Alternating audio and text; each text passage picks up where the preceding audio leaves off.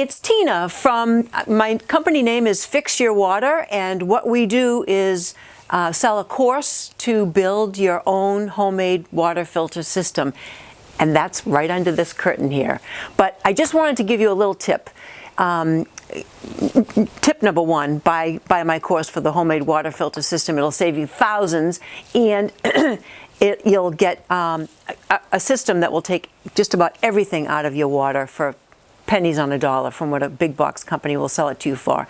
But my tip really is DWV, and we just learned about DWV.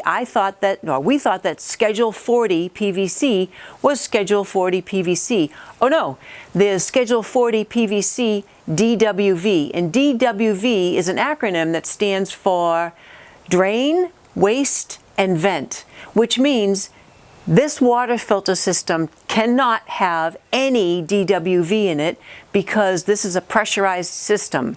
DWV PVC is only for drains, vents, anything that is not pressurized.